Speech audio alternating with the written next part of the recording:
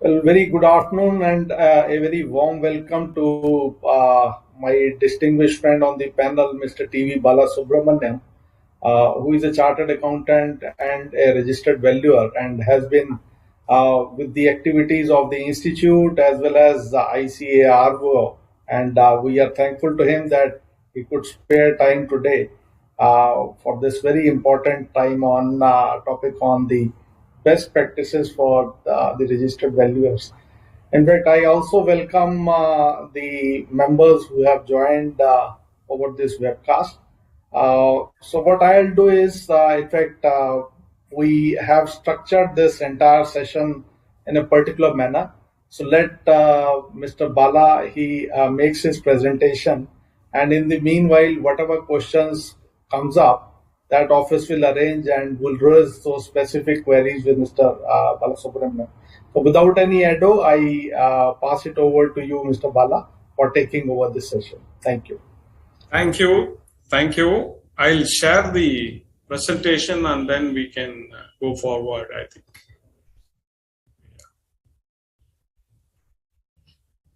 I hope the presentation is visible.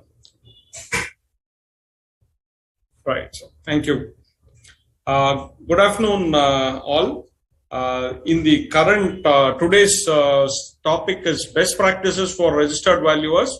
Actually, I should here specifically point out there has been a wonderful book put together by ICA RVO and the ICA VSB together called Best Practices Handbook for the Valuers, which is available from the, I think, both RVO and ICA.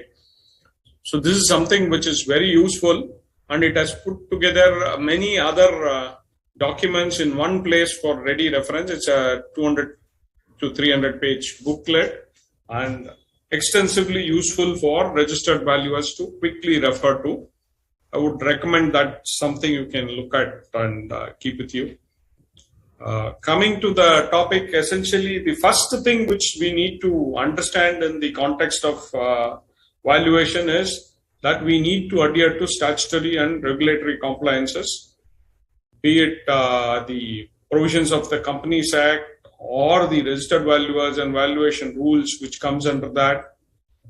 There are also need to, once again, just take this off, yeah. There is also need to ensure that there is no prohibition in acceptance of the engagement due to any interest or any conflict, which is all prescribed under this Companies Act and Companies Registered Valuers rules. So that is something very important. And when you are dealing with valuation under IBC, the provisions of IBC are being met with. There are also specific requirements about conflicts, etc., which is to be addressed there.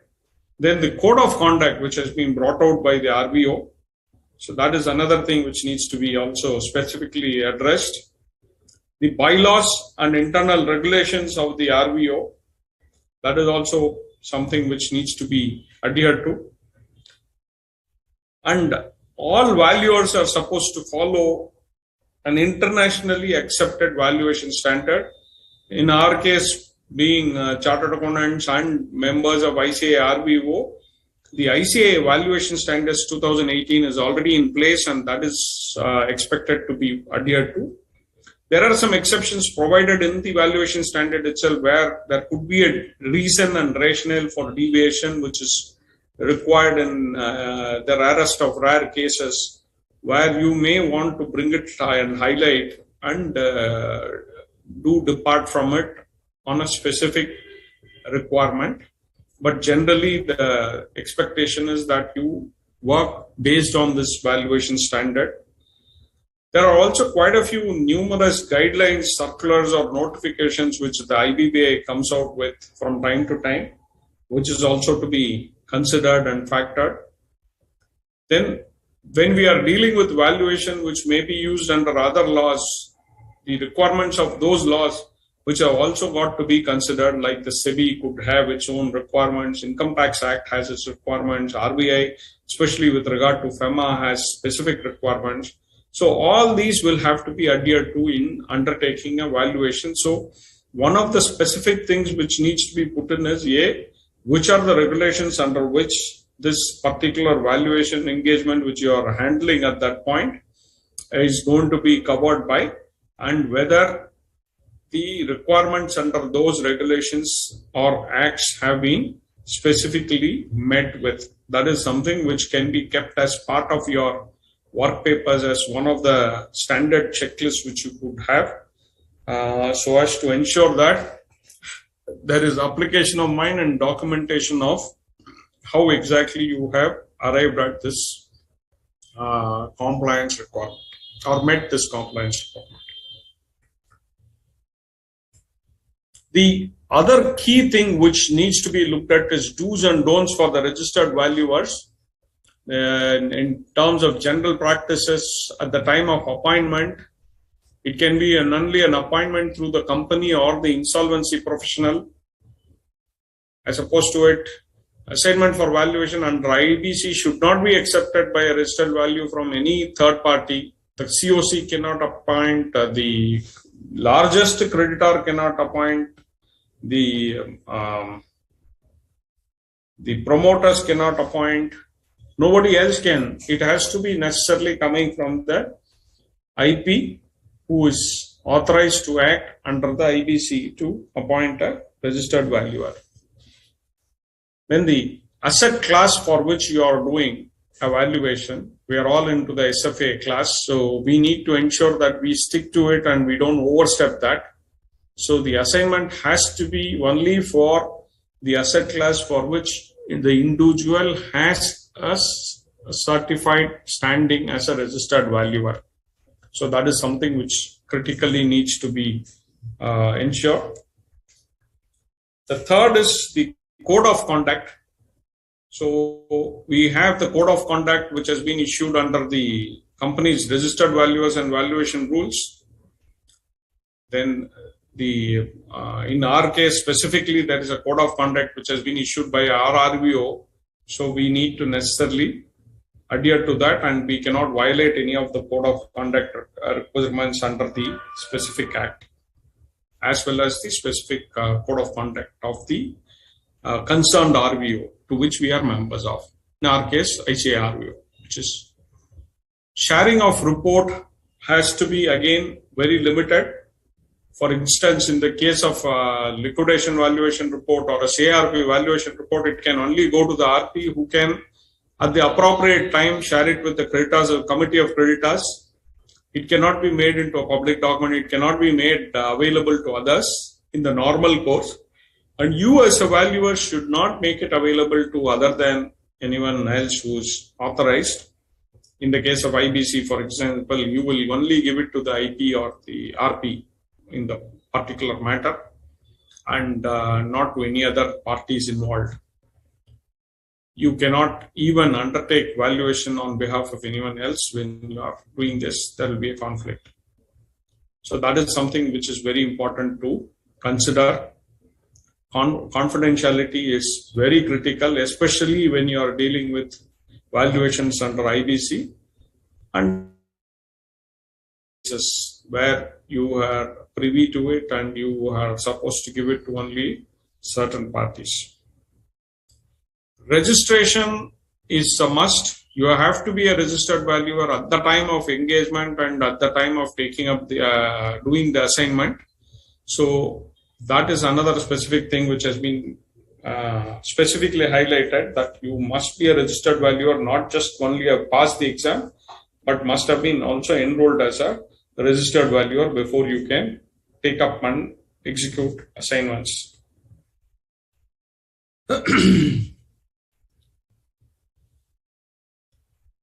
When you are getting enrolled, you have to ensure that at the time of enrolling, you are not in employment, so that you can be considered as a registered valuer. This is another critical thing which is there. A registered valuer can only be a practitioner, it cannot be in employment. Future requirements could come differently, but as of now, this is the key requirement which is to be also adhered to. Then how you put yourself out in the public domain is also very important. In fact, there have been cases where some persons have been acted upon by the IBBI for putting out their identity in manner which could create or mislead their standing vis-a-vis the public or the people who are looking at it. So you have to be very careful. So nothing should give an impression that you are connected with IBBI, you have some special arrangements, etc. In fact, there was one URL called ibbivaluer.com, which was not which is not a permitted manner in which you can put up. So you have to be very careful in choosing how you are giving an identity to, and also various domains or etc. which you are creating for your entity or for your professional requirements. You have to be very careful in dealing with it. So these are some general do's and don'ts which we saw. The best practices have also been divided into what can be adhered to at various points of time. So first, let's look at the best practices to be ensured at the time of the initial engagement. That is, at the time of acceptance of an engagement. How do you go about, and what are the key things to be considered and taken into the whole scoping and working it out. Now, the terms of engagement which you use should itself comply with the requirements of the applicable law, and also it should be in accordance with the valuation standards adopted by the registered valuer. In fact, one of the best ways of dealing with it is to have a standard engagement letter drafted with specific areas which needs to be modified for a case-to-case basis. Otherwise, by and large, having a lot of it standardized for your own operation, so it's readily there as one of the documents which you can put to use readily. Then it is a must and mandatory requirement that the scoping of your responsibility, what exactly is the engagement which is being given to you, the detailed scope of that is clearly defined in writing. So in the engagement letter, this could be very clearly and in detail defined as to what are the duties and responsibilities of the valuer in respect to that specific engagement also, very clearly. So that is something which needs to come out. For instance, you may be asked for a report which was originally meant for issuance of shares. Later on, they cannot issuance of shares only under Companies Act. Later on, they cannot just go and use it for FEMA purposes and then expect you to have covered it in your report necessarily. So there could be issues which needs to be addressed in respect of that. So the scoping of the duties and responsibilities should be very, very clearly brought out.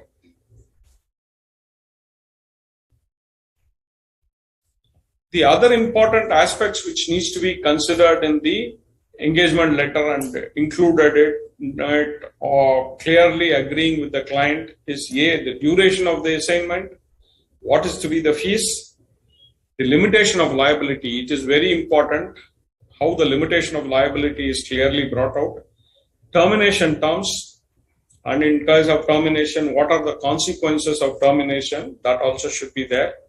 Any additional terms of engagement which needs to be there. So it's very important that all these are very clearly agreed upon and brought into the engagement letter. The engagement letter should also specifically state that the work papers are the property of the valuer and it will rest with the valuer. It cannot be returned back. Of course, there are a lot of confidential information which would come to the valuer when he is performing a valuation. Valuer is bound by confidentiality. All that aside, the actual work papers are the property of the valuer. So this should come out very clearly because the valuer is also expected to maintain his records for a certain period. which we will be seeing in due course. So it must be mandatory that this is also very clearly brought out, so that tomorrow there is no requirement from the client saying that you return all the documents and you cannot have anything with you. Then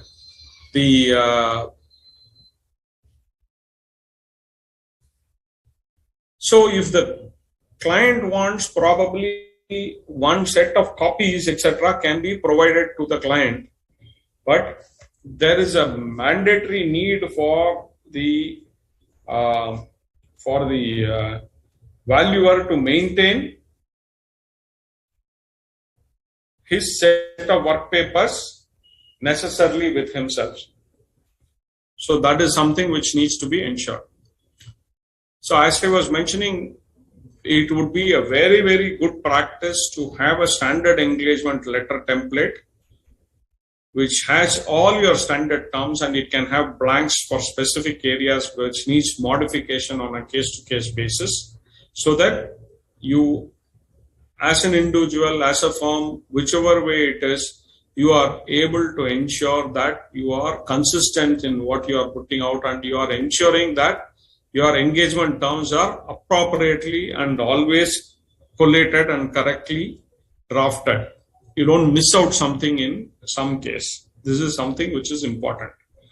And also it is very, very important that once the engagement letters are signed, a specific copy is clearly maintained and documented and ideally safely stored. This is very important. In today's world, there are two possible scenarios. Many a times what happens is the physical signed copy will be lying God knows where. There will be a photocopy, scanned copy of the image which will be there. Of course, that is many a times more than adequate. However, if it is not digitally signed, the original signed copy must necessarily be maintained somewhere safely. You must have a process for that.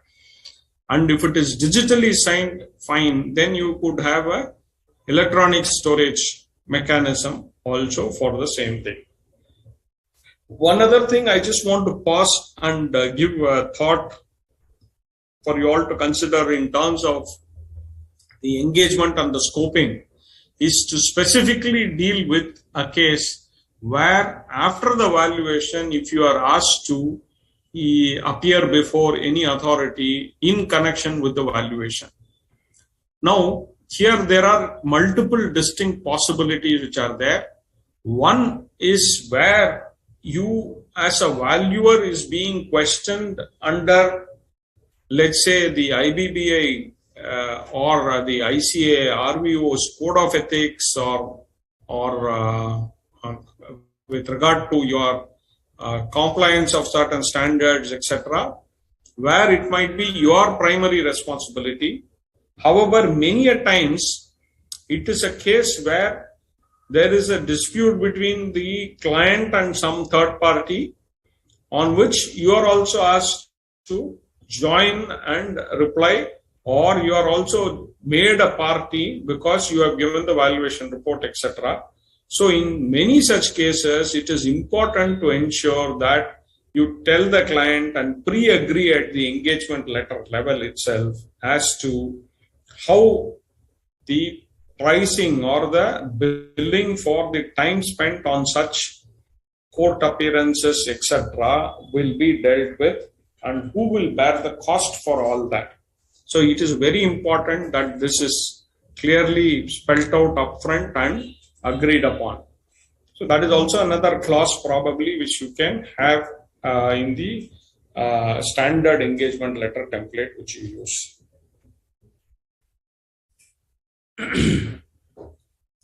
So as we were talking about, you need to have the skill sets required for this. You can only accept engagements which are under the asset class for which you are registered. This is a mandatory standard requirement. This is also specifically there in law, right? So that is very clear. Now, however, even within the asset class for which you are registered, it may be possible that you may have the necessary skills for a specific engagement, or there could be scenarios where you may not have the necessary skill sets for handling a specific engagement. For instance, there could be many plant and machinery valuers, but not all of them might have specific experience with certain types of very unique plant and machinery, which requires separate special knowledge. Similarly, there could be valuation of intangibles. Now, normal cases we might be able to handle, but where, let's say, the intangible is very complex, like a mineral deposit, rights, etc., where you may not possess the experience and knowledge about extractive industries for you to be in a position to handle the engagement well. So you have to necessarily, in each engagement, evaluate whether you have the necessary skills and knowledge, or your team has the necessary skills and knowledge to undertake the particular engagement before you accept an engagement. So to do that, what are all the things you will look at? You will look at the subject and interest to be valued, which is what is it that needs to be valued, what is the scope of work which is being looked at, then what is the date of valuation and purpose of valuation, which of course would not make this thing big impact directly on this. Then the premise of value under which you are supposed to undertake the valuation, the assumptions, the limiting conditions, and the scope limitations which will apply. So who is going to give what kind of information is also very important. The nature of business is very, very critical. Like I said, some businesses you may not have the necessary knowledge to handle it. Knowledge of the industry. So very important to have the knowledge of the industry and understanding of the business to be able to value businesses especially. So all this you will have to consider in doing an engagement acceptance. So you have to look at whether you are registered, you have the necessary legal right to do it, whether you have the necessary skills to do it, and whether you have looked at the engagement on a holistic basis as to the various components of it to understand the implications of it and then decide, yes, this is something which I can handle or not. So it is important to look at all this and take it forward. Now, after the engagement is accepted, the next step is to plan. So very clearly, you need to have a plan to perform the valuation assignment, which has to be efficiently done and effectively done, so that it also is commercially viable for you to handle the engagement. So that is also an aspect which you need to consider. And you have to also deploy resources. Appropriate skill sets in the resources is very important. You have to put the appropriate resources for the conduct of valuation in terms of their ability to do certain things, in terms of their past experience. So overall, the team should be able to deliver the engagement appropriately as required under the standards. So this is very important that might have to be considered.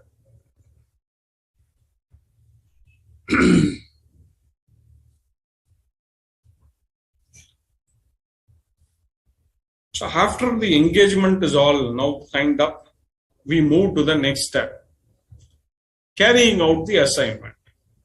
While carrying out the assignment, what are all the things which needs to be considered in terms of best practices we need to look at? So in any valuation process, there are three specific steps which you can broadly say are there. One is to get an understanding of the past, then is to get an oversight or a perception into the future, because that is what you are valuing. You are always valuing what you can get, what is the economic benefit which can be derived from the asset or set of assets. in the future is what is getting valued. So a peek into the future is a very important thing. And then comes the actual valuation exercise as such. So these three distinct steps we need to look at, and in each of these we can look at what needs to be seen. So first, looking at how to get a good understanding of the past.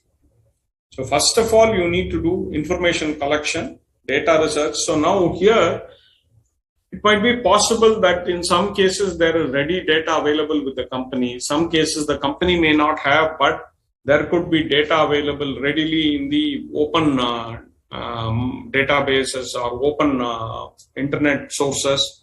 There could be ready information available. There could also be cases where there may not be ready information available. There may not be appropriate insights which are available in regard to this. Now, in such cases, how can you approach those and what can you do? You can get insights by various other methods. You can look for some paid data and some services specifically. You can also look at getting some inputs from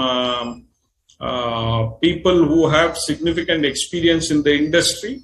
So there could be industry stalwarts, 4 or 5 stalwarts you can talk to and find out what their thoughts are about it and what they feel about what has been happening in the past, and get that as an input. So there are various methods by which you can get it. So you need to look at how best to get information.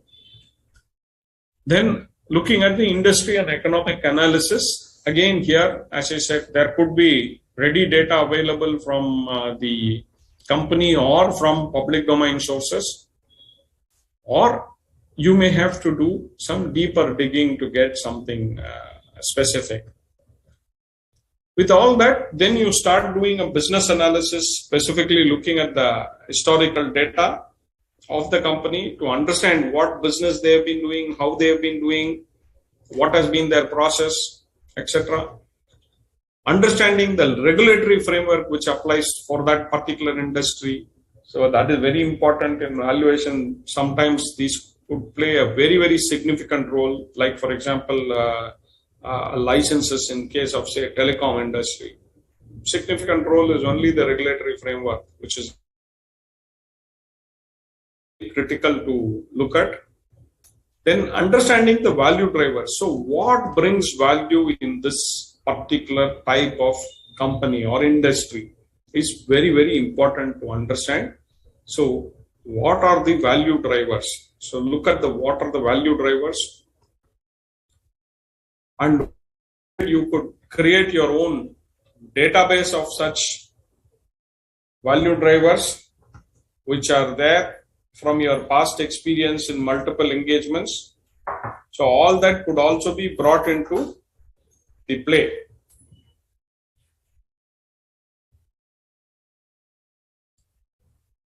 Then very, very important is also to do an accounting analysis. What has been the P&L and balance sheet movement in the last so many years? What kind of profitability performance the company has been having? What kind of sales growth it has been having? What kind of margins it's been having? What are the other costs? Why are the costs increasing or decreasing? What kind of profitability it has at EBITDA level, and what kind of capex it is taking, working capital requirements of the company. So a lot of analysis on the numbers is required to understand what happens in this business. So a detailed analysis of the past financials is an important component to get a better understanding of the past. So that is something which needs to be looked at. And when you see that, you also need to look at the accounting policy in line with that. What has been the accounting policy vis-a-vis how it is shown? Very simple example is 2 companies are there. One is under Ind AS, one is under AS. Now under Ind AS, all lease assets have become a lease asset and a lease liability with the depreciation and finance costs being accounted on the lease assets. Whereas under AS, it could still be a operating lease and treated as a rent payout. So one will be above EBITDA, one will be below EBITDA. So even the numbers might not be appropriately comparable. So whatever is done, you need to also consider the underlying accounting policies. Sometimes the accounting policies could also be aggressive. So you need to consider those in the light of the accounting analysis which is being done. Then what has been the history of the company, financial history, how long the company has been operating? Is it a new company? So many times there is a certain amount of high growth which is there in early stages, but there is also what is known as a survival rate. So new companies take some time to stabilize. So there have been two studies which point out very interesting things. One study over a period of 40 years, it found that companies' growth rates were higher than the comparable companies in the industry in the initial years, but by about the fifth year or so, they become more or less comparable with the other comparable listed companies. So this was one. So which shows that high growth and all that can be possible for an early period, but high growth cannot be always the case. The second study, which has been done across multiple industries and across multiple years, it shows that if 100 companies are started in any given year, around 30-40 companies fail by the time you have the fifth or sixth year hitting. So the probability that the company which is in nascent stage is going to be perennially running is something which is to be taken with certain probabilities attached to it.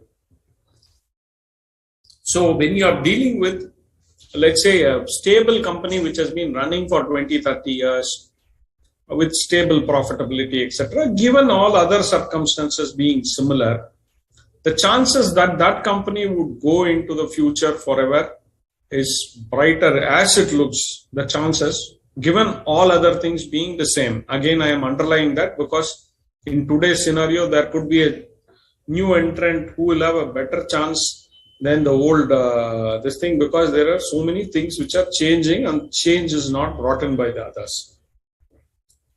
So leaving all other things being common, then a new entrant to the same business.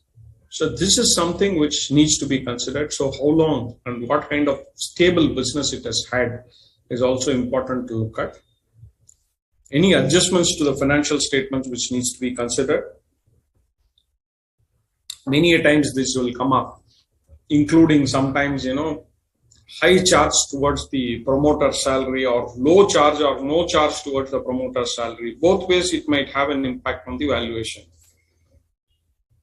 Then, like we assess the performance of the company, financial performance of the company, we need to also look at the assets and liabilities, which, like I said, what kind of capex it takes to produce this, what kind of investment into working capital, net working capital is required to maintain the business, what kind of other surplus assets the company is sitting on, how is the company leveraged, whether the leverage is in line with the industry, whether there is scope for better leverage in comparison to the industry. All that is something which can be considered on a case-to-case basis depending on what is the... The next important thing is also the impact of contingent liabilities, which could be there. So that is something which needs to be also factored, especially where contingent liabilities or contingent assets are significantly high in value. So what we were talking about as part of the accounting analysis, you look at the income and expense analysis, we discussed enough of it. Then financial analysis, looking at how they are structured, how they are leveraged. So those are also very, very important in understanding the business drivers and the history of their performance. It gives a clarity about what can happen in the future also. So that is the importance of looking at this.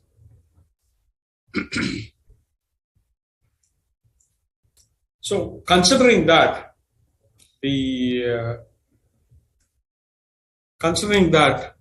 other things which needs to be looked at is the ratio and trend in the past, the cash flow analysis.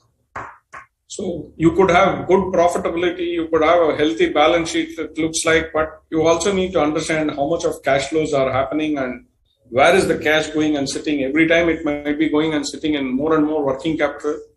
So you need to understand those. Then doing a strategy analysis of the company, how are their products presently placed, where are they in their overall industry maturity level. So various such things can be looked at because all these things have an impact on the valuation. And company specific risk analysis. Maybe the company is dependent on one or two key people. So there could be a key person risk, which is rare.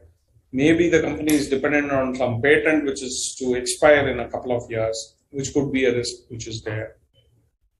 Maybe the company is dealing with products which are not in the new gen going to be leading as it was in the old periods. So all these things which needs to be considered specifically.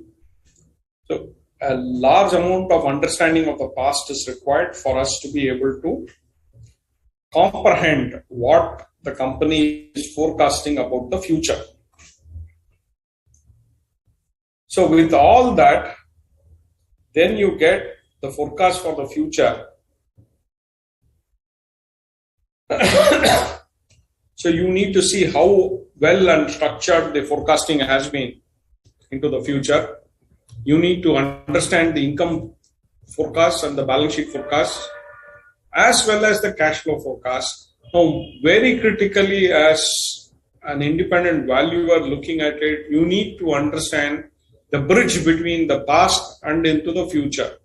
I mean, the past, if I have been doing 100 crore business annually, growing at about 5% annually, suddenly now if my projections talk about doing 300 crores and growing at 25% annually, there is some disjoint. We need to see what is it that bridges the past into the future. That is very important for us to understand that the projected numbers, which is going to be the key for most of the valuations, the projected numbers are reliable and usable. So there has to be a bridge. We need to understand how the past bridges with the forecast, and whether these forecasts are reasonable and rational considering the industry in which the business is, the company is, and the kind of economic scenario which you are seeing from the analysis which you have done already. So this is the next critical step in terms of this thing. In fact, the largest amount of this thing is on the forecast. However, again, I would like to point out, which chart accountants we time and again have been always emphasizing, we do not prepare the forecast, we only review the forecast if at all, and raise issues with the preparers of the forecast. So we ourselves do not project or create the forecast for the purpose of this.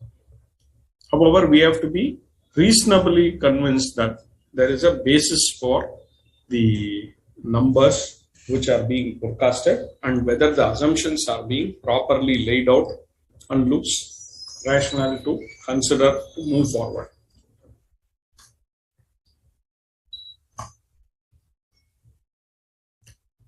Valuation assumptions is the next step, where now we have looked at the past, we have understood the business, then we have also got some projections. Now we have to actually carry out the valuation.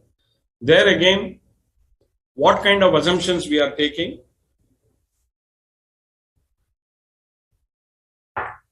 how does it compare with what we have done in the past, what the industry has been doing, whether we are comparing with that, and whether what we are taking in this specific case reasonable in comparison to all of that.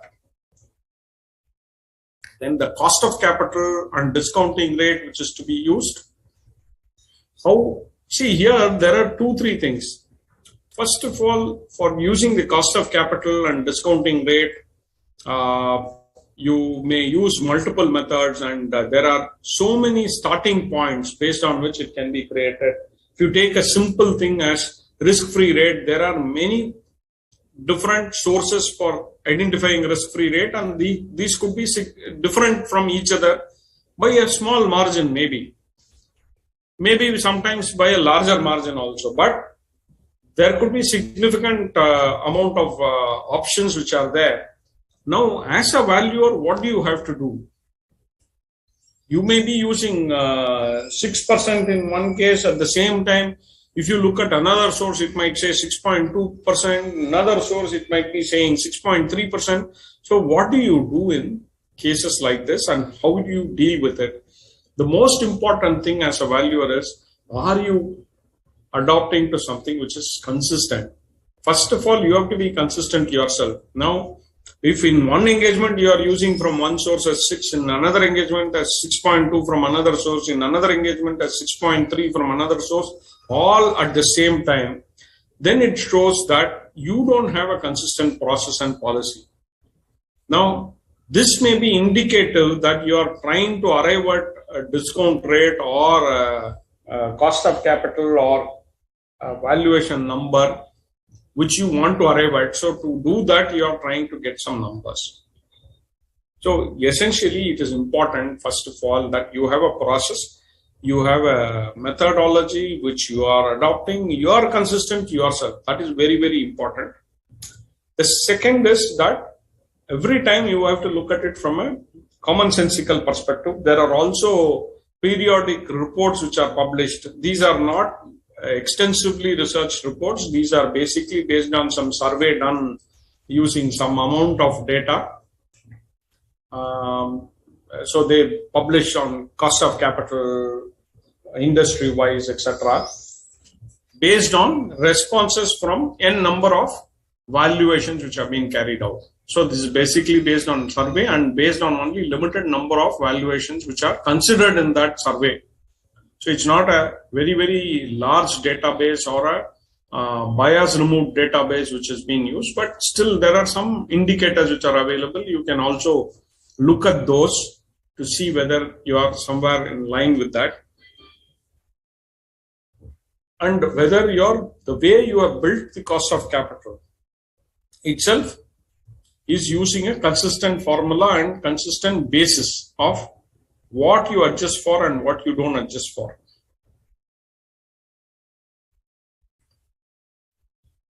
Then, of course, the use of valuation models, you need to necessarily justify and give a rationale as to which model and why you are taking certain approaches and certain specific models under that, and why you are not using some of them. So this is something which you have to very clearly put out. So that is something which needs to be addressed. Then from all this, you then arrive at the final value. Now here, there could be multiple things. First of all, you be using multiple methods of valuation which you are going to be selecting. There is no need, or there is no specific this thing saying that you should use only one single method. You may end up using multiple methods. If you use multiple methods, then how do you present it in arriving at the final value? Do you just do a simple average? Do you do some weighted average? Do you give a range for various things? So this is something which you need to also consider. My advice, personal advice, when it comes to a good practice here is, except in cases where there is a specific requirement for a single value to be reported, it is always good to report a range of values. So it gives a better understanding of the sensitivity to the key items for the user. Now, there are circumstances where a specific value is to be reported under regulatory requirements. So there we can give a specific value report. In all other cases, it can be looked at as giving a range of values which could be there. And then comes the preparation of valuation report. We will be dealing with the specific things and how to have a best practice in valuation report also in due course in this session. So I will pass that for the time being. Coming back again, just to touch upon this, there are 3 phases: doing the understanding of the past, then getting a hang of the forecasts or the projections, and then undertaking the valuation. Now here again, there could be a work checklist which could be there, which can also be specifically filled up to ensure that basic specific things are addressed in each of these stages. And there could be a review mechanism whereby somebody else could review the work of the valuer, whether these individual steps have been undertaken or not. For instance, even before we had these valuation standards or the code of ethics and various things which have been brought out now, various handbooks, etc., which have been brought out now, we were having a mechanism of what we used to call in those days as a valuation dossier. So the valuation dossier will have certain specific things which will be there, like the engagement letter will be there. There will be specific rationale for every single variable which has been considered in the valuation engagement, and that rationale note will justify why this is being taken and what we have been doing in the recent past in other cases and how does it compare with this. All that will be there so that tomorrow, in case there is a query, you are able to answer as an independent valuer very, very clearly. And another important thing is to ensure that all what you are getting as source, to retain them. And today it is very easy to retain because most of it is available in electronic form. You can also store in electronic form. It is important to store these data because later on when you are questioned, it is maybe many years later, the query comes. At that time, you should be able to answer from your this thing. To just give an example, in one of the client's cases, there was a query from the income tax on a completely unrelated thing. This was not necessarily specifically done for even the tax authorities. So then we were able to pull out the documents and give them the comparables which were taken, how the comparables was decided, and how the comparables was decided in the earlier valuation for the same company, and why these are different or same, etc. So that significantly took this thing. So it immediately, quickly, they were able to close the matter with the department also. So that way, it is very important to ensure that you have the back paper workings preserved. And in some cases, if you don't preserve it then and there, especially if you are taking from electronic media, it may not be available later. So you need to also take a snapshot, store it, so that you have it available as the source which you have relied upon at that point.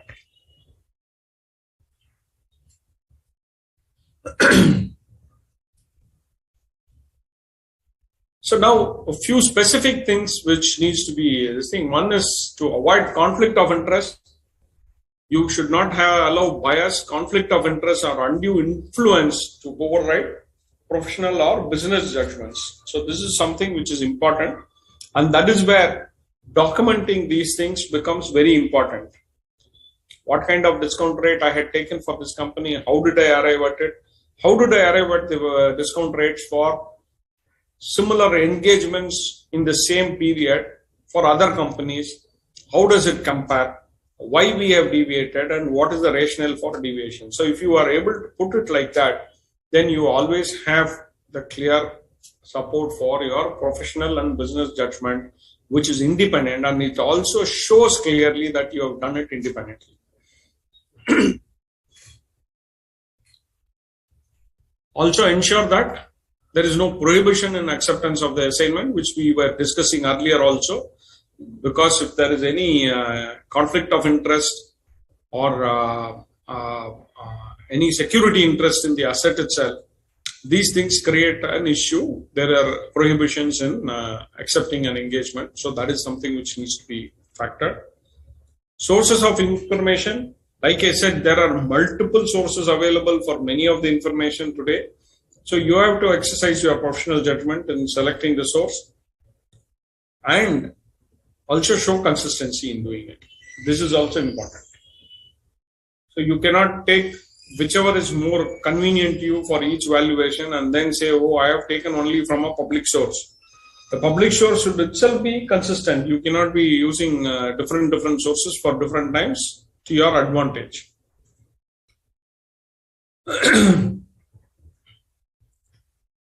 Whenever we are using public domain information, we should also look at the credibility or reliability of such information. To a limited extent, of course, we cannot do a complete audit, etc. of that, right? So, and how important it is to the valuation confusion. So that should be the driver for determining this. So you can look at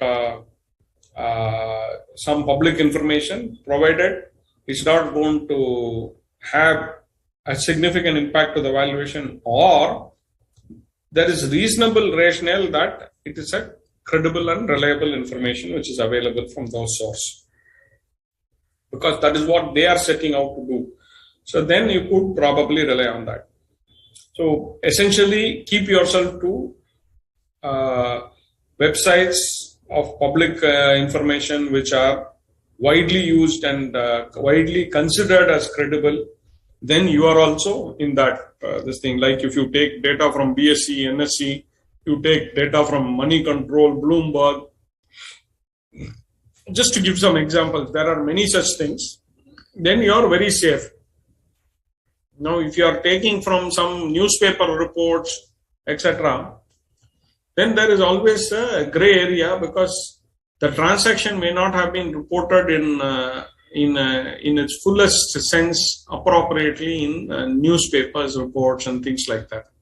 So you have to be very careful about what you are looking at. Then valuation methodology, like I was mentioning, you should be careful about the selection of the approach and the methodology, which is most appropriate for this. It should maximize the use of relevant, observable inputs. This is the critical thing which is stated in the standard also. Maximize the use of relevant, observable inputs and minimize the use of unobservable inputs. This is general direction. Of course, depending on case to case, you may have to, you cannot always have completely everything observable which you can use and do it. So there are issues which you will have to deal with, but the idea should be to work towards this at the best, if it is available. So where it is not available at that level only, then you go down to the next level. So this is the key thing which we need to understand. And all this we need to document. Why we took a specific approach, why we did not take a specific approach. And within a specific approach, why a certain method was used. All this needs to be specifically documented.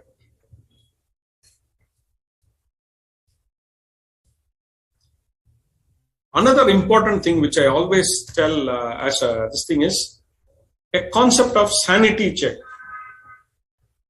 at various levels. Now, this is something which is quite possible. Like I was explaining earlier, when you are working out a discount rate, you can use various methods and you can use various data points which are available from reliable sources to compute the discount rate. But once you compute the discount rate, the surveys which I was talking about, which may not be comprehensive, very high-end data survey, but those do give some indication.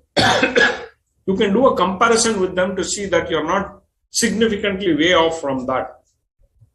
Now, it can't be that the survey says the WAC taken in the reality sector is 10% and you are coming up with a 20%. So these are things which you can look at as one level of sanity check. Then similarly, you can look at the valuation which you have come up with what kind of industry benchmarks are there in that industry and how does it compare with that. So that is another area of looking at from that perspective to get insight into what you can give as a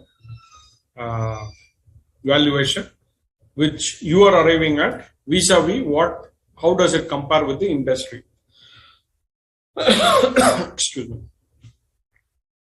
So this is another thing which is important, and to look at a kind of sanity check or a sense check which you put into place. Then the other thing was what I was talking about, an internal quality assurance. You have to necessarily, like a statutory audit or this thing, where you are getting various standards and you are adhering to it, and also ensuring that there is a EQCR, right? So quality control review mechanism. Same way, you need to ensure that there is a quality assistance available in case of valuations also. For instance, for many decades, we have in our office had 4 eyes principle, that all valuations are seen by 2 people who are qualified to be a valuer. Now it is a registered valuer. In the earlier days, people who were doing valuations, so at least 2 people should see before and concur before a valuation report can be issued. So this is something which is important, and this is where all those checklists which I was talking about could become very useful. You could develop your own checklist, one for the engagement process, one for the minimum actions and documentation which needs to be completed for the process of valuation, and one for the report writing and coverage in the report writing. So these could be checklists which can be there. There could be standardized templates which can be used, again, which could enhance your quality levels. There could be standardized report templates. There could be standardized engagement letter templates. So these all ensure that you don't make mistakes easily. There could be similarly standard valuation templates which can also be there.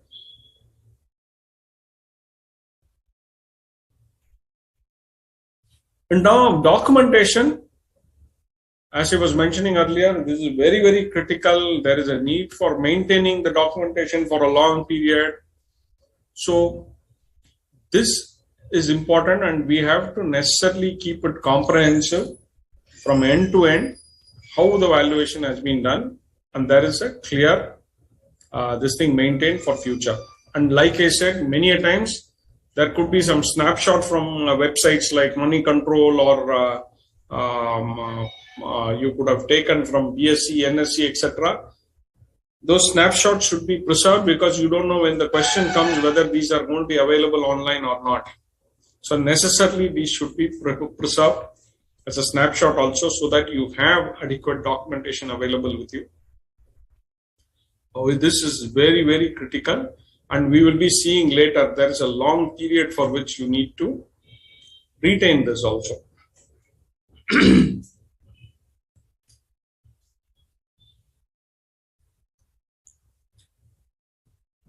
Some of the important information to be documented.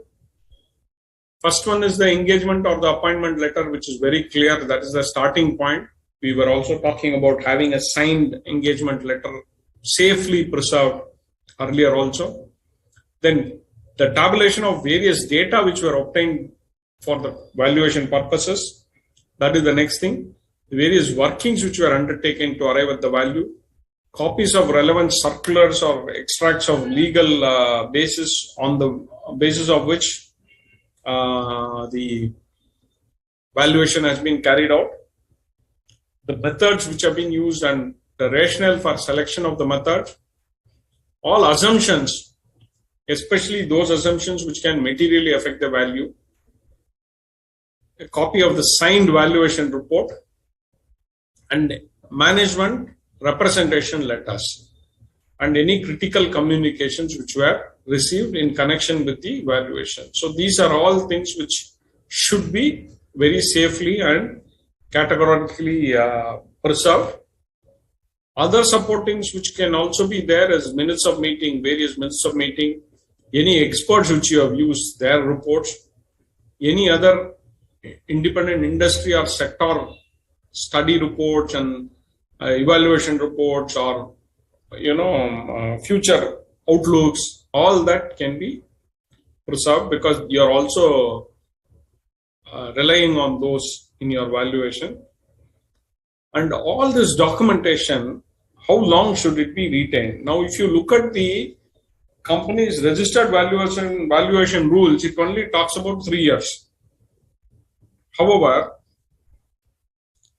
for the purpose of the Valuation Standards and Companies Act, 8 years is prescribed. So you necessarily need to keep for 8 years. And some tax cases can be reopened for, I think, 10 years or so now. So 10 years might be required. So you need to see that these documents are maintained for a long period. That is very important. That's many a times the queries come multiple years later only. So this is in terms of the execution of this thing, but to execute, you need to have the right skill sets, etc. And continuous training is very, very important in doing that.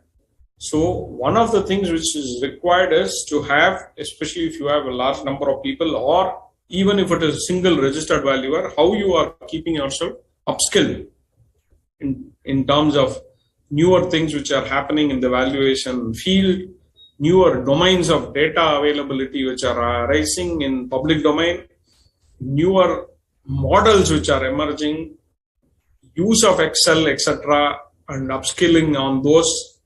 So there are so many areas in which there is a continuous need to improve ourselves and also the team members. It's not adequate that we just do training, but we also need to ensure that there is an assessment to ensure that the training has given the desired results and the desired benefit out of it. So there has to be a kind of an assessment which is also happening. One of the process is the peer review process by the ICA RVO and other RVOs to assess individual valuers in terms of the quality of the engagement being carried out. Now, it is not only to see this thing, it also gives a regular assessment on various factors to ensure that there is an overall development of the profession and the individuals. Now, as I was mentioning, sensitivity check is something we must do and retain. You could do a sensitivity analysis for key variables in valuations, or scenario analysis in terms of certain valuation engagements where the business scenario itself could be differing. So you could do all those to ensure you have enough sensitivity and this thing done to see that whatever you have come up with makes sense. Then, like we were talking about earlier, could do a sense check using other methods for just a broad cross comparison, though you may have selected the specific method for your primary valuation.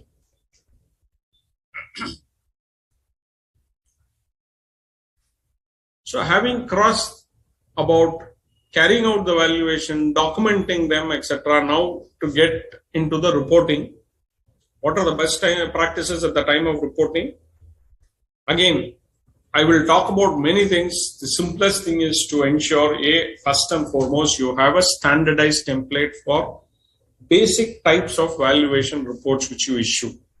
So this will ensure that you have applied your mind in totality, applied all the requirements which are to be taken care of one time, and have a template ready. So your possibilities of making mistakes reduce significantly. Your possibility of missing out something becomes limited. So these would significantly help you. The second is to also have a checklist for the reviewer to see that his review ensures that basics are being met in the report.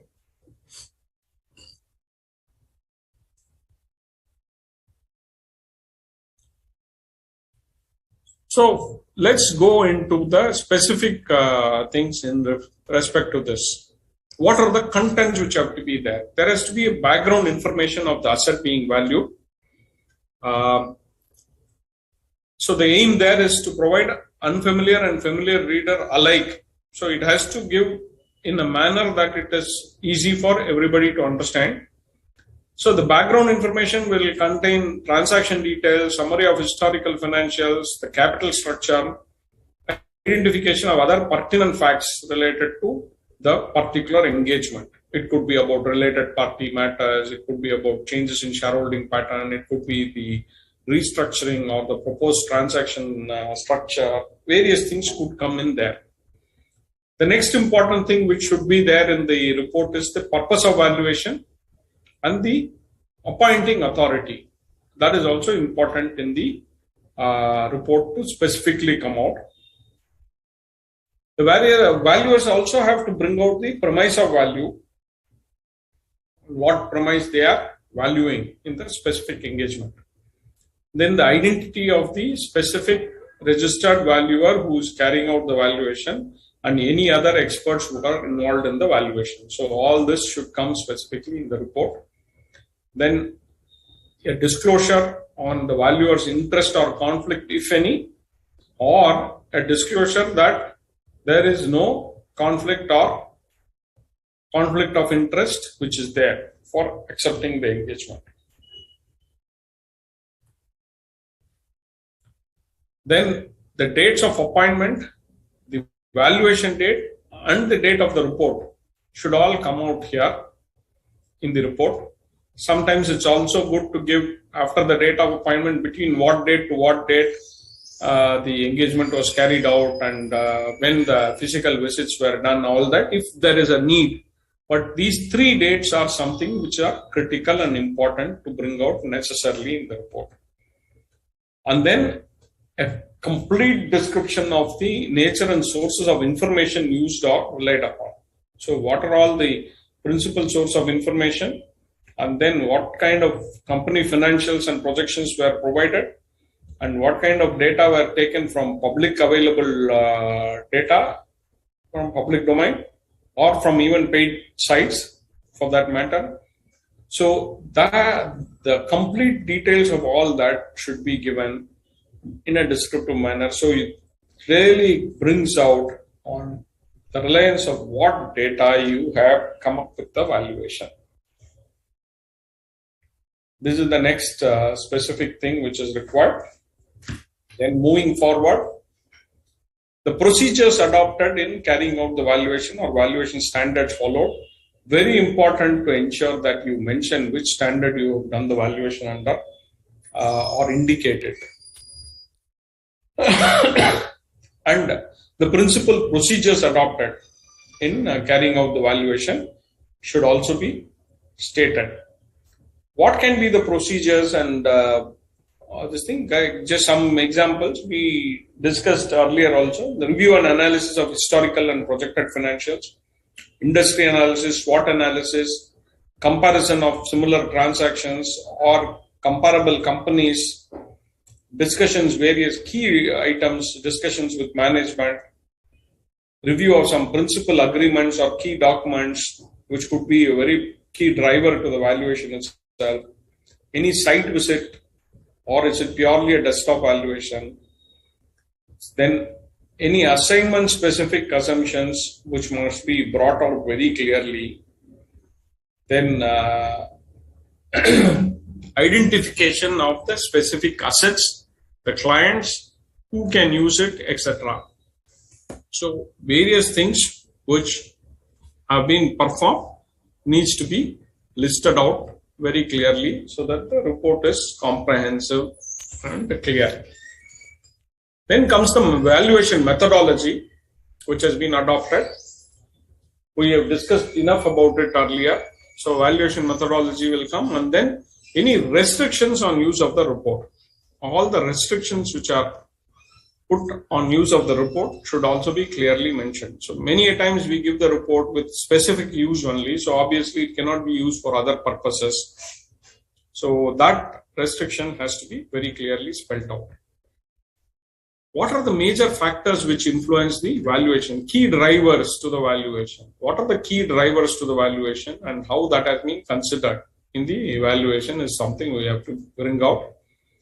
Then, as a conclusion, the report must contain very clear statements of the value or a range of value in certain cases where there is no need for a value to be given, including the date of the valuation, the premise of value, and the valuation methods which have been relied upon, and if multiple methods are being used, what weightage was given to each of these. So this should come very clearly in the conclusion, so that in one place one is able to see this clearly. Caveats, limitations and disclaimers. There are specific guidelines. In fact, I am not going to go through this specifically because there is a huge set of things which are clearly prescribed under the IBPI's guidelines which have been put out on use of caveats, limitations and disclaimers. So essentially what it says is caveats are warnings or cautions to the clients or users of the service. So caveats are warnings. Limitation is a restriction on scope of the RV's work. So any limitation means it's a restriction on the scope of the RV's work in various manners, whether for inspection or investigation of data or some information being available. Then a disclaimer is a statement intended to specifically delimit the scope of rights and obligations of the parties who may use it. So you have to clearly give only caveats, limitations and disclaimers which are supposed to not impact the underlying credibility of the valuation report. Now, you cannot give a caveat, limitation and disclaimer and then give any valuation you want. It has to serve the purpose. If it is not going to serve the purpose with the kind of limitations which are on you are not supposed to take up that engagement. So the limitations, etc., will have to be only appropriate to the purpose. So they have given exactly what kind of things can be given and not given. So that part of what is to be covered in this, maybe I can skip here because it is there already in this, and there have been specific sessions on caveats, limitations and disclaimers itself by itself as a subject. It's a vast subject by itself. However, if there are any queries, we could take it up when we discuss that.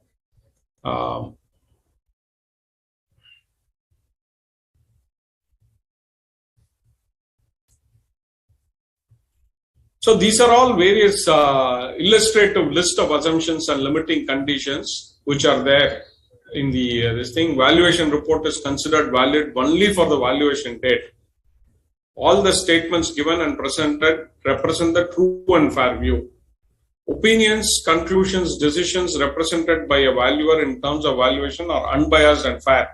So all these are basically coming from that. So again, we could look at it. If there are any questions, we can take it. We will go into the next part, which is what we have learned from the past peer reviews, etc., so that we get some ideas as to what has been the experience which has been received on the valuation reports in the last few years. The first thing I would like to talk about is not connected with India. It is more from the source of one of the earliest expositions looking at business valuation as such. This is from 1959. There was a revenue ruling published by the IRS in US. IRS is like our tax department. They had come out with a ruling in the 1959 in respect of business valuation. So they came out with certain specific factors which have to be considered in valuing closely held shares. Now, if you look at it on a comparative basis, even today,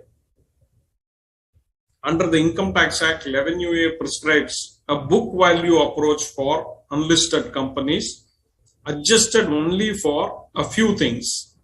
A, if there is an immovable property, adjust it for the market value of the immovable property. B, if there are some artwork, or if there is some jewelry, or if there is some securities, you adjust it.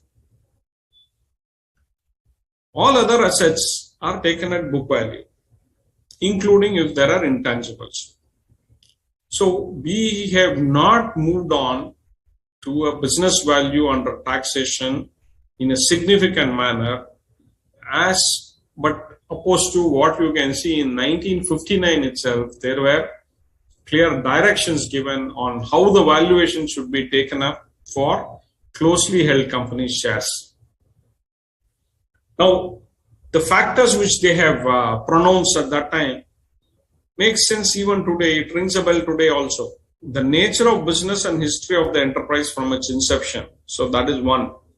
The economic outlook in general and the condition and outlook for the specific industry in particular. That is two. All this is what we are talking about in our valuation standards, the various guidelines, the best practices. Anywhere you see, this is what we are also talking about. And these have been there. It's only the intensity of it is getting more. The book value of stock and financial condition of the business. So the book value is also being looked at. The financial condition is also being looked at. The earning capacity as well as the dividend paying capacity of the company. So that is also being looked at, the profitability and performance and dividend payout. Whether or not the enterprise has goodwill or other intangible value. Now, this was one of the 7 factors which was pointed out in 1959. And if you really look at it, today also we have this sitting as a single line, but it has grown in its importance today significantly, whether or not the enterprise has goodwill or other intangible value. So this could change the value, whereas under 11 UA kind of valuations, we are still not even recognizing this. Sales of the stock and size of the block of stock to be valued. Now, they very interestingly, they've looked at it. Minority and majority, there could be differences in valuation, and that was also brought out. The DLOC, DLOM, all that we talk about is already been identified and brought out here. The market price of stocks of corporations engaged in similar line of business, having their stock actively traded in a free market. Now, comparable companies, that has also been brought into this. So there are 7 factors which has been talked about here, which should form the basis for the valuation of closely held companies, is what was pointed out in 1959 under the IRS requirements. So valuation reports were forming the basis for various things like transfer or settlement, etc. Even estate taxes, like our we don't have it now. We used to have it. So all that this applies.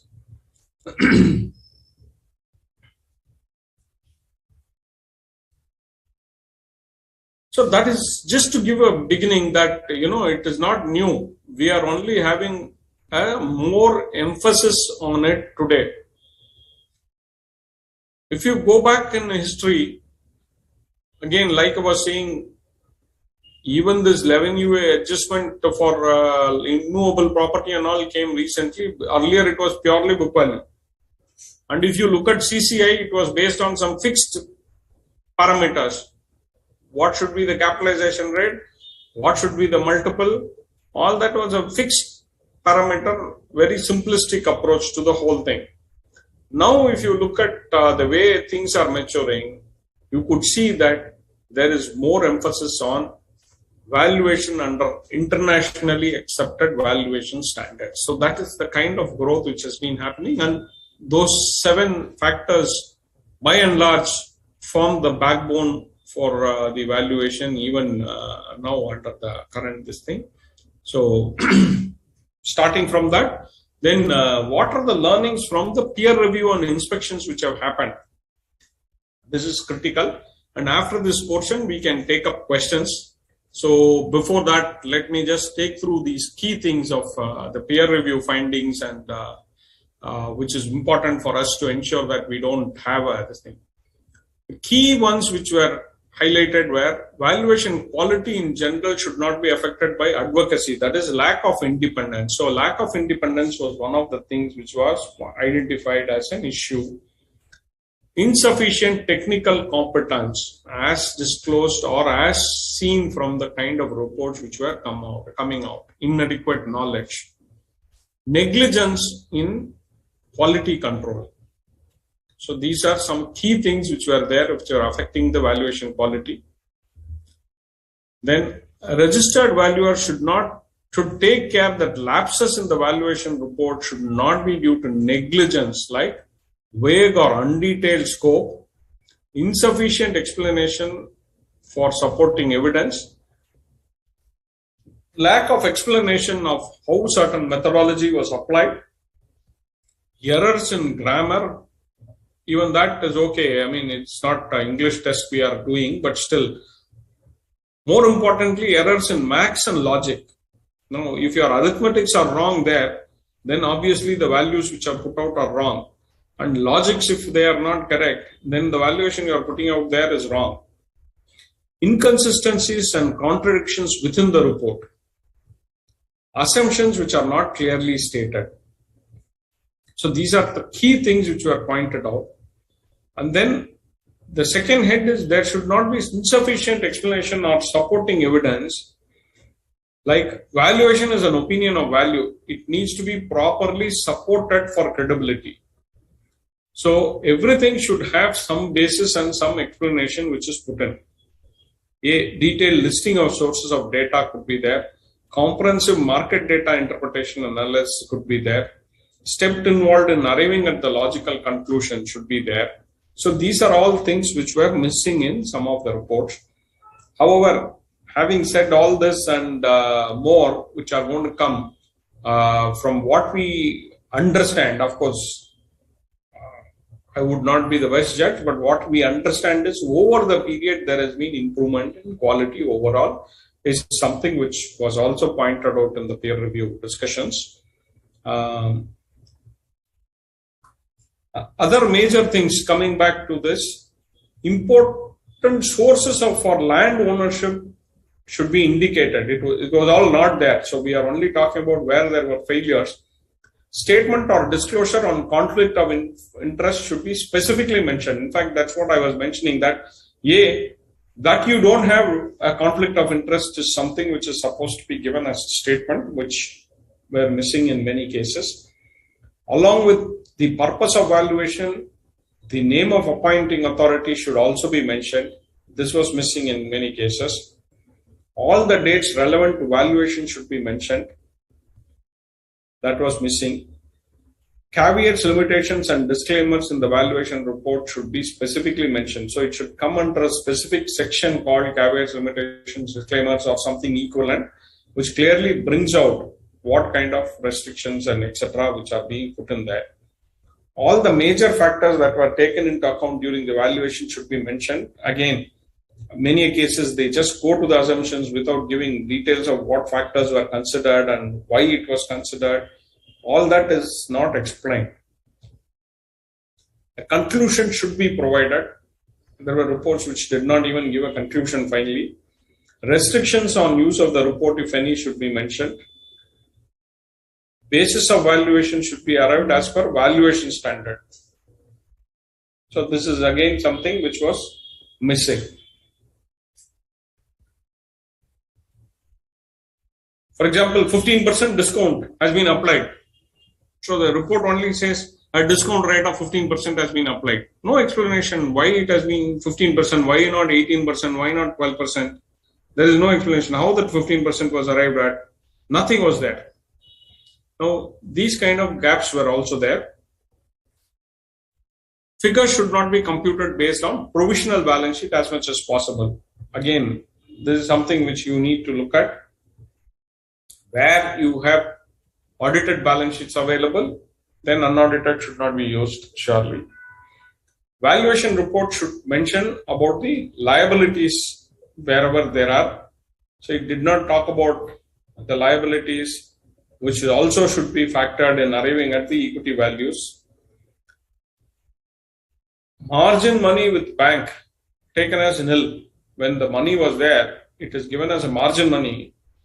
Obviously, you cannot take it as nil even under CARP because the money is still there and it's not fully settled to any creditor.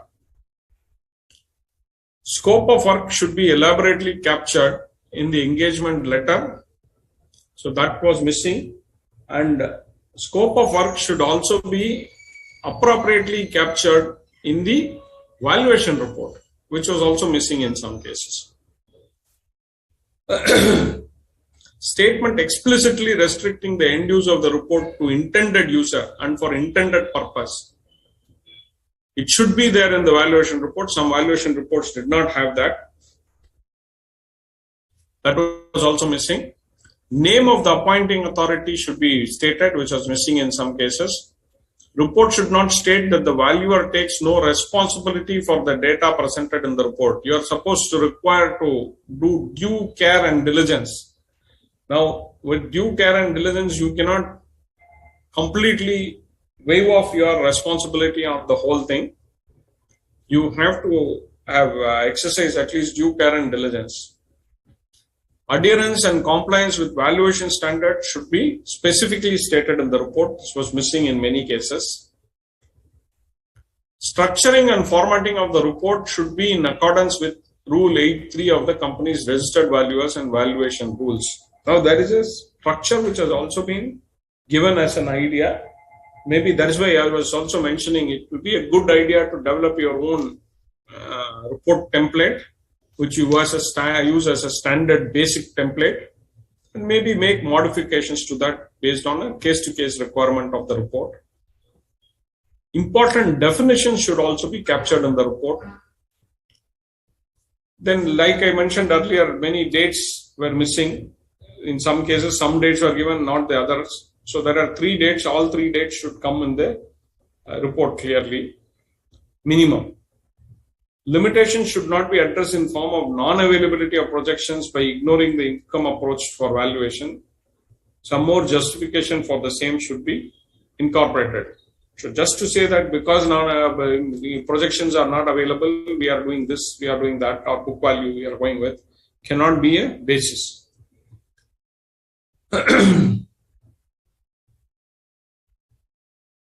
Obviously, we are only depending on management confirmed projections. We are not going to be preparing the projections.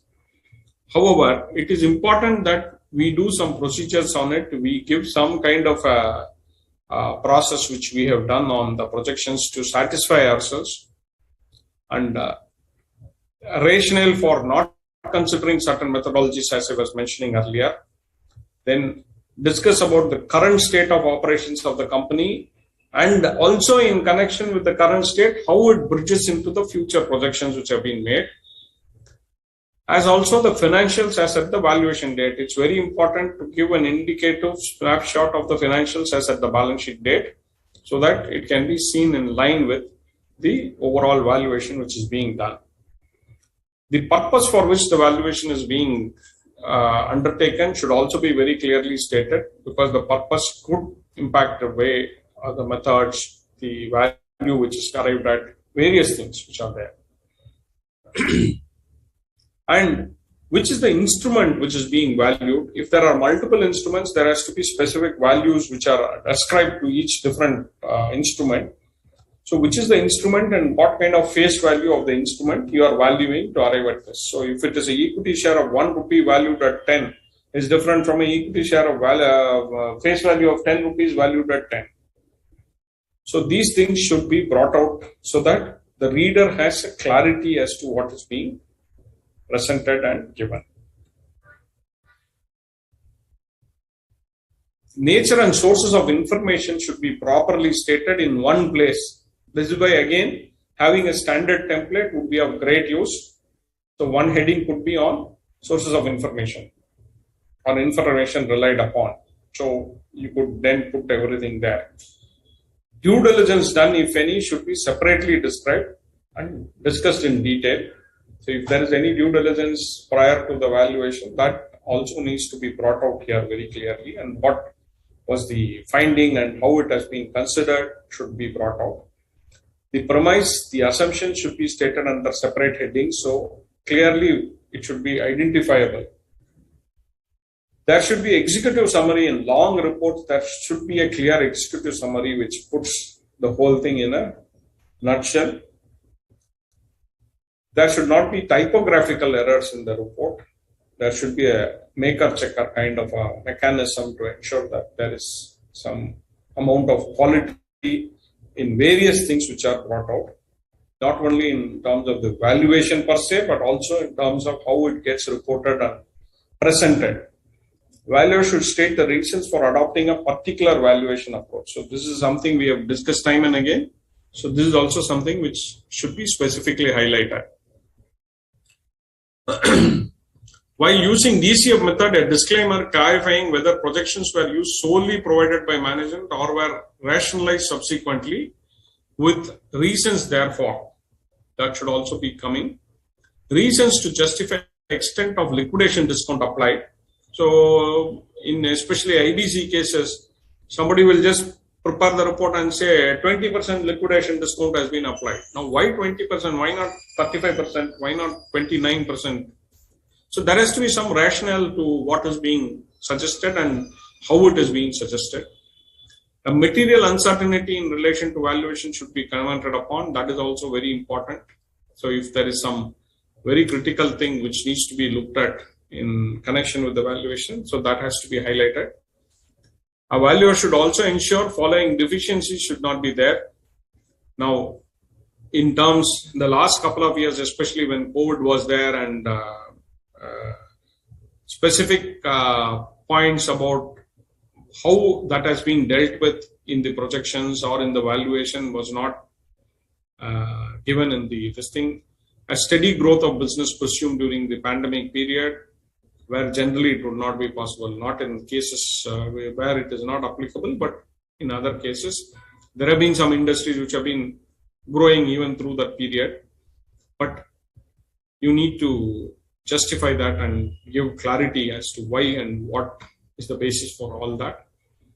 Non-inclusion of intangible related to IT-enabled services. Method of valuing subsidiaries was not provided. And then adoption of tangible asset valuation from just books of account, book value being taken, not acceptable. So it has to be justified at least if there is a reason and justification for it.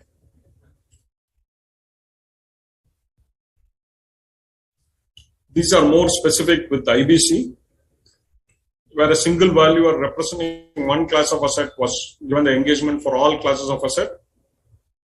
Fair value of financial assets or companies under insolvency resolution plan, how to go about doing it. Liquidation value, sometimes misused for lower bids.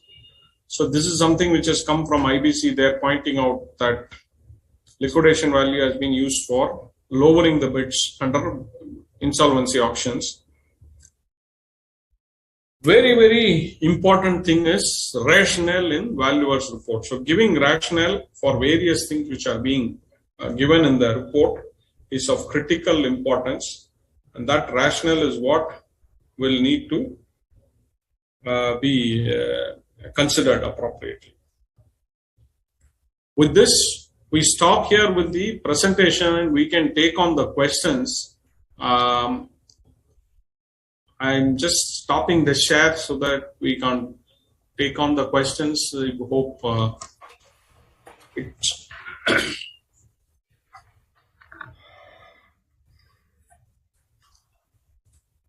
Thank you, Mr. Balasubramaniamji, for such a nice presentation. In fact, the depth of the presentation did not leave much scope for any queries from the participants. I got a very few of them, so I would like to take them. First is the audience is wanting more elaboration on the industry and economy analysis and how useful it is to rely on the free data or is there a difference if they make access to the paid websites? Are they more reliable? So if you could throw some more light on this particular aspect. Okay, so first I will talk about industry and economic analysis, which is the first part, and then I will come to the second part. See, industry and economic analysis is a very critical thing to look at in any valuation. Of course, the size of the valuation and the criticality of the valuation numbers are also important in determining how deep and how deep an analysis we need to do. Just to give an analogy, let's suppose you are buying a mobile phone. You are looking at certain amount of technology. You are looking at a certain amount of recent technology, not old technology. So obviously, when you are looking at the mobile phone, you will look for what is the year in which it was this model was released. Obviously, you don't want to buy in 2022 a model which was released originally in 2020, because every year there is a new change coming, right? So you will look at certain amount of this thing there. Whereas, let's suppose we look at something else. You may not look at it so deeply because the new models are not coming so frequently, or the technological change is not so frequent. So you need to understand the depth of investigation you are going to do also depends on these kind of things. Like, for example, if you are doing a valuation for a core, let's say a mining business or core ore business or a construction business. Now, here the business models are not changing so vastly as opposed to, let's say, you are doing valuation for a finance company. Now you are today worried in today's condition whether finance companies are going to be doing finance business or fintech companies are going to be doing finance business. Do I need to focus more on finance or tech as a finance company? Now, here the depth of investigations and analysis may have to be more. The second is the size of the engagement which you are handling and the criticality of values which are involved. There could be, and the purpose also. Let me also introduce the purpose for which you are doing the valuation. Let's suppose if it is a small transaction which you are doing a valuation for, more for, let's say, internal reorganization or a post-purchase price allocation. Now it's purely for accounting. Now here your focus on industry and economic analysis will be limited to ensure that whatever value you are giving, there is a reasonable amount of certainty that the revenues which will be generated in the economic useful life of that asset will get covered in that period. There is a limited focus for you. So the depth at which you will do the industry and economic analysis may be limited. Compare this with the other side. Let's say you are into a high-tech environment scenario where you are looking at a business model where high-tech is involved. Now here you will be focused more to understand what is happening in the industry, how things can change significantly, how the economic changes can have a huge impact on this industry or this kind of a business model in that industry. So different models might be there. Some will survive, some will not. Like the CDMA did not survive. Now both were mobile phone companies. No, CDMA for some reason did not survive. GSM survived. For these kind of things, you need much more detailed study because the values involved will also be large, and the complexities and the implication of that on the valuation and the purpose for which the valuation is done are also significantly large. So this is on the industry and economic this thing, why it is to be done and to what level. Coming to the data sources, My own personal view is if they are credible data sources, public domain as well as private domain or paid domain are all similar in terms of credibility. In terms of credibility, provided you are going to well-known public domain data, then they are as good as paid data sources in terms of credibility. The problem is with regard to availability. Some information may not be available in the public domain, it may be available only in the paid domain.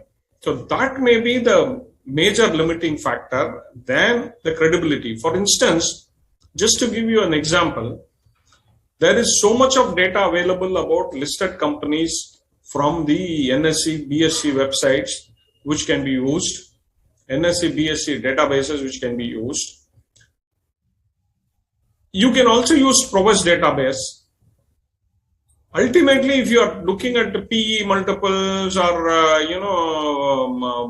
EBITDA multiples and things like that, maybe both will give you enough information to get it.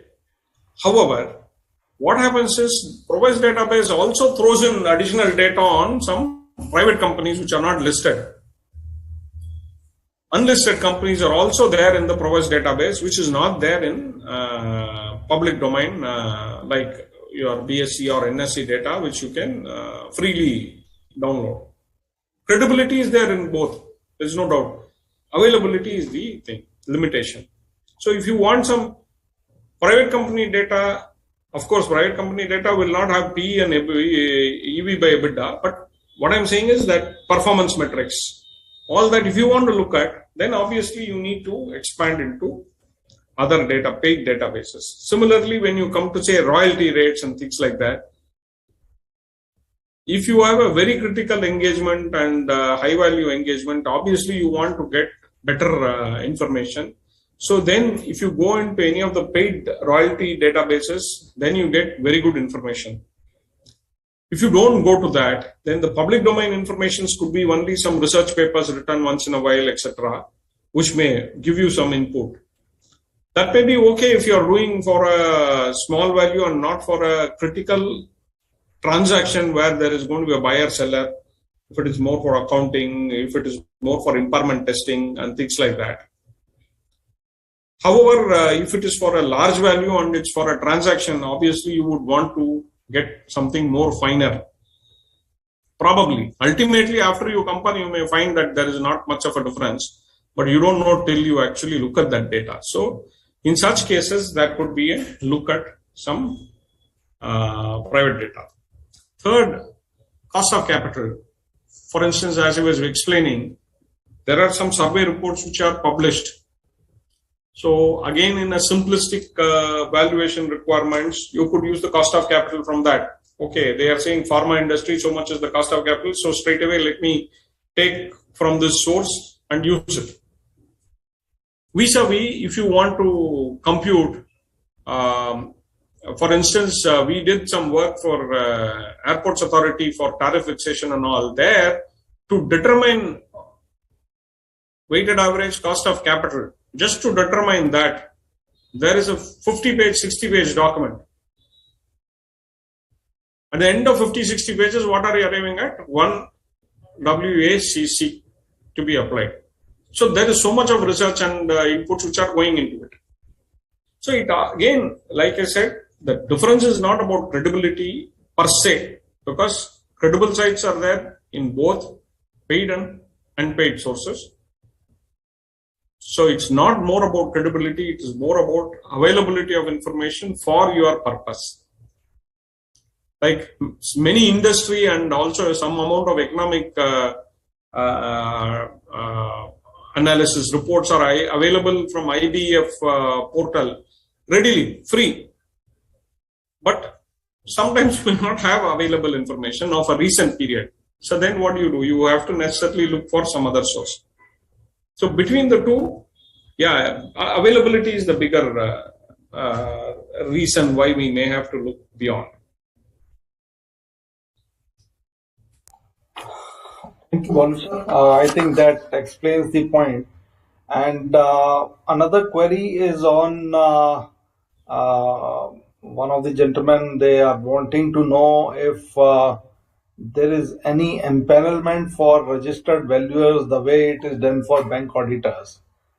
I don't know if you'll be able to answer this, but Yeah, actually, there are empanelments being rolled out. See, historically, what was happening was banks had their panel of valuers who were not registered valuers, they were chartered engineers. Basically, they had a panel of chartered engineers who were registered with them as valuers. Each bank was running its own panel, and that system thrived even after the even after IBBI came out with the RBOs and the registered valuers, etc.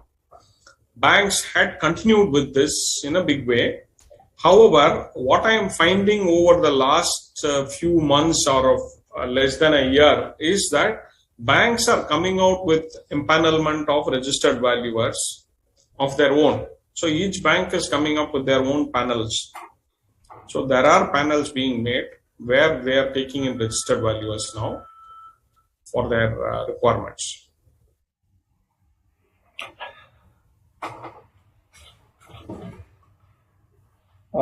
well, there were only a couple of questions, a very small supplement from my side.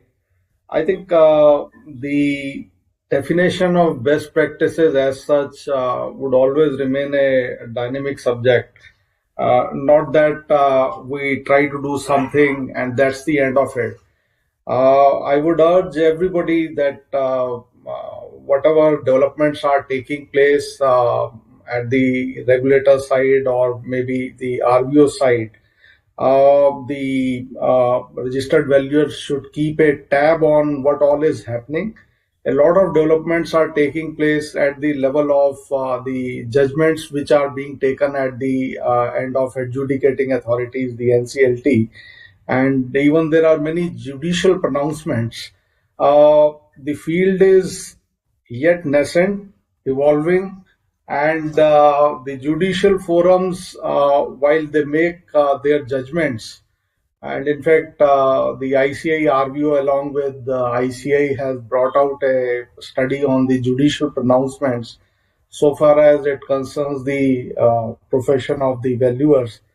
So I think it is important that we all who are interested in this profession should go through the latest developments, read all those judgments, and apply them into daily practice, because uh, the profession is all about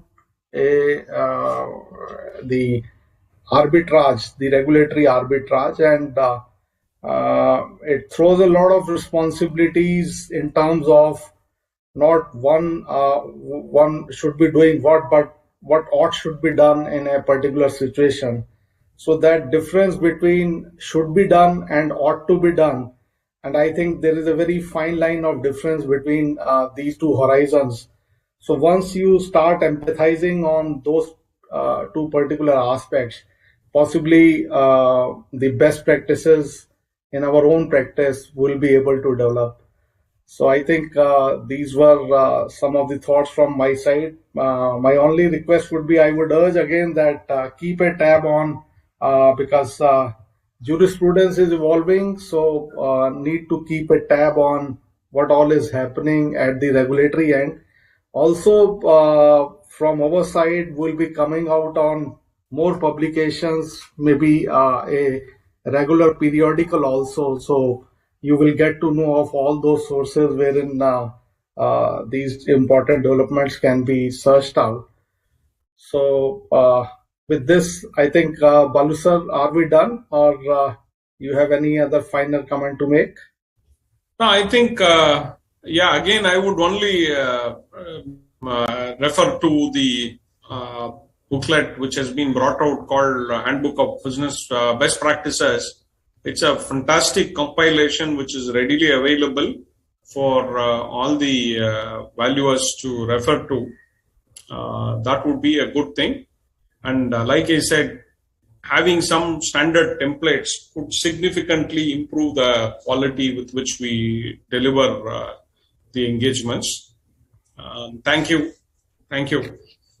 Thank you, Balu sir, from ICI RBO, and on my personal behalf, a big thank you to you for speaking non-stop for nearly 2 hours now, and we are very much enlightened and look forward to your support in future also. Thank you so My much. pleasure, sir. My pleasure. Thank Thank you. you. Thank you.